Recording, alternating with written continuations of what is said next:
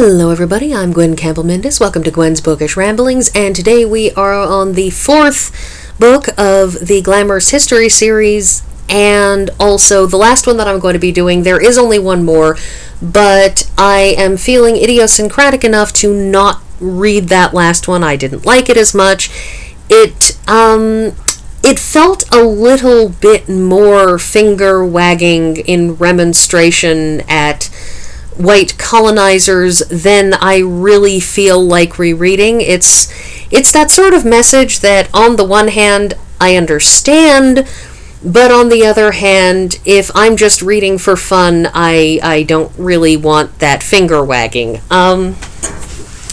So let's focus on this book, and if you're interested in the last one, well, you can look up Mary Robinette Kowal and the Glamourist History series, and it shall be there, should you decide to look it up. So, this is described by the author as even more of a departure from Jane Austen. The author describes this as a heist novel. Sort of Ocean's 11 if it was taking place during the period of Regency England, in Italy, in a historical fantasy setting. So, not Ocean's 11 at all, but you know what I mean. What happens in this is Jane and Vincent are on their way to Italy because Italy is where the best European glassblowers are known. Venice is famous for its glassmakers. It has been so for centuries and was certainly so during the Regency period. What happens, though, is that on the way there, their ship is attacked by what are supposedly corsairs. Turns out to be scammers working with the man who helped them after they managed to reach the docks. Who managed to reach the docks in Murano, and or was it Venice? I don't know. It's not really that important. The point is, they get there and they're trying very, very hard to make their way, and this man who was on the same ship as them when it was attacked by corsairs is very kindly offers to let them stay with him and give them money to tide them over and so on and so forth. And it turns out that he was working with the corsairs, and then it also turns out that he was not merely working with them in some sort of a secret working with the government trying to do something for his country capacity, but he's just a scammer. And all of a sudden, Vincent and Jane are left on their own, no papers, no letters of recommendation, no money, no resources, on their own in a foreign country. And the police, catch up with them and arrest them, and the two of them are completely taken aback because they say, but we've been staying with our host, and they're informed, well, there's nobody of that name in the city who has been living in this place that you've been living in. And they said, well, when we went through customs, and it turns out where the place they thought had been customs at the docks was in fact just an empty warehouse, and every single thing that they say in explanation turns out to be another part of the scam. And what winds up happening is they wind up having to find work, and Jane manages to find work with nuns at a church that their scammer host had said, well, if you truly feel the need to show your gratitude, donate money to this church. And they had gone to the church just checking to see if the, people at the church knew anything, and the nuns there say, we don't know anything about this guy, and we are horrified and appalled that he would use the good name of our church to help scam you. Jane, thus, as part of what they feel is their duty to make up for the fact that somebody used their good name to scam her and Vincent, is they they basically employ Jane as a teacher because Jane is an accomplished pianist. She can read music, and she is also an accomplished glamourist. And one of the things that happens in this novel, one of the accomplishments one can do, is play piano and sort of throw little illusions into the air while doing so. So Jane, who is very accomplished at this, is basically hired to help teach young women who are being educated at the convent about how to do this. It's part of learning to be an accomplished young woman, so she's very, very good at it, and gets a job doing that. And Vincent has a deep personal crisis because his father, who was an abusive so-and-so, had always told him, you're going to wind up on the streets doing, performances with glamour for money, and you're going to starve, and you're worthless because you're doing an effeminate thing. Because, as we all know, while the only people who can become professionals in the arts are men, if a man is interested in the arts, that makes him effeminate, until he becomes extremely successful. Women are cooks, men are chefs, but until men become chefs, they are merely cooks, and that makes them girly.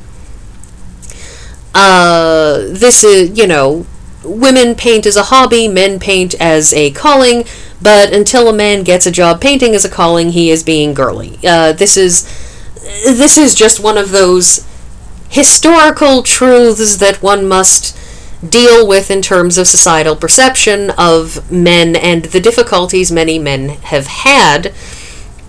Obviously, no, it's nothing compared to the difficulty women have because, a man can become a chef whereas a woman can only be a cook. But nonetheless, the social opprobrium of being told that you're a girly man just because you're interested in doing something artistic is extremely stressful for, men generally. Anyways, so he's having this internal crisis because he can't get hired. He has no letters of recommendation. He's basically some guy who just shows up at the houses of the wealthy saying, can I do glamour in your living room? Can I do these artistic things that people ask glamourists to do? And they'll say, well, do you have a letter from anybody saying you're any good at this? And he's like, no, I can show you though.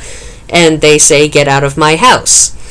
So he can't find any work, and he does wind up working on the street for money, and he spends a certain portion of the book being very, very hard to get along with, because while Jane has a regular, stable job that is supporting them, he is failing in his role as the man. He is also living down to his father's worst expectations, and on top of which, one suspects that he may not have been doing as well as he might, partly because he was extremely obsessed with figuring out who the scammers were and what they had been doing.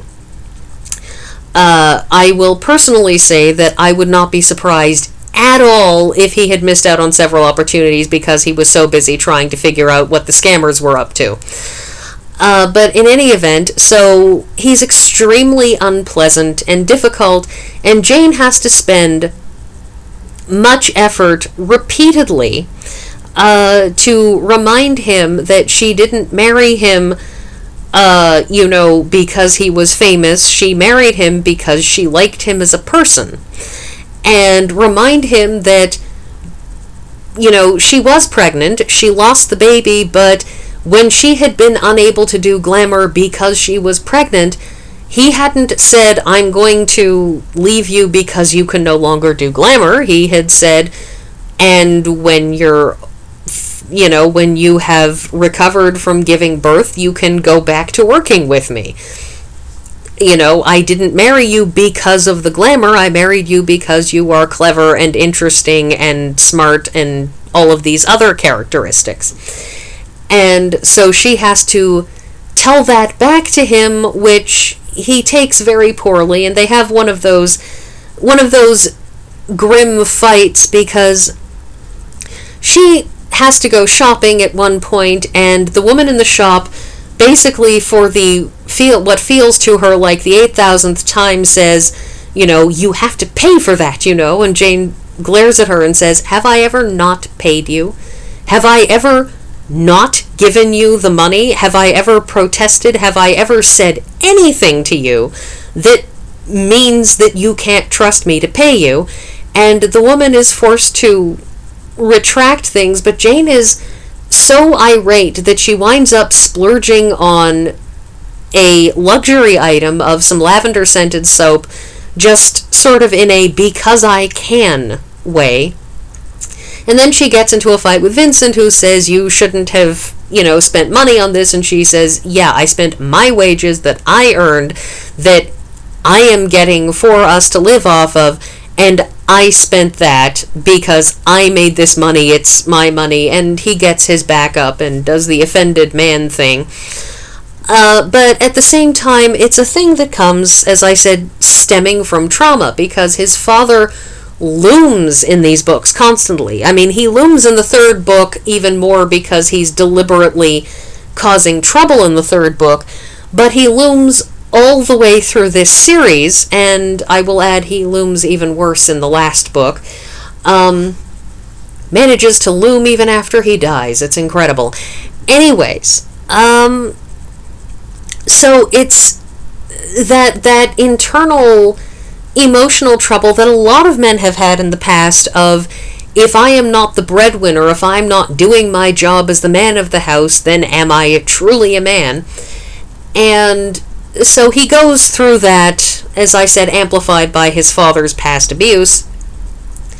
And then they wind up with a grand, exciting denouement where they have to scam the scammers, and Vincent fakes having a seizure, and they fake his death, and there's a lot of running around, and a fake nun gets thrown into the water, and there's, stuff. It's madcap in the last part of it, and madcap is a mild departure for this series. This series has never been madcap.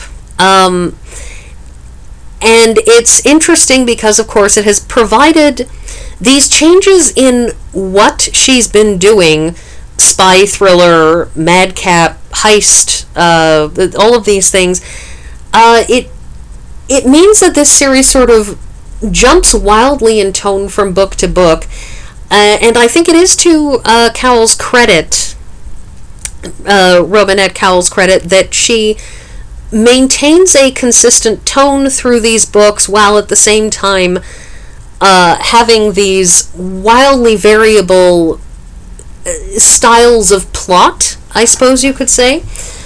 I feel that it's a very, very impressive effort on her part.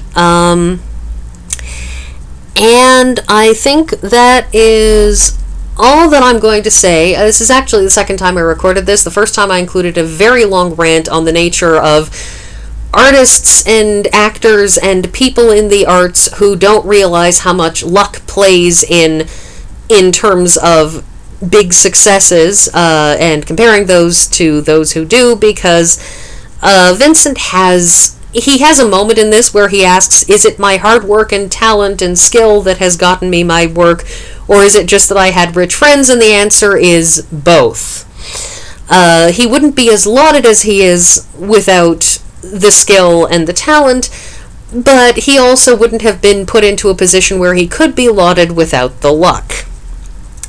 It's not something that is discussed much further in this book, because what was more important at that time was his crisis about whether he was a failure as a man.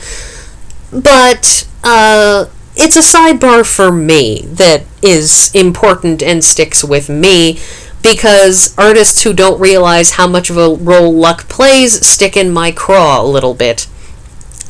Anyway, that is everything that I have to say, and that's everything, so I will see you all next week.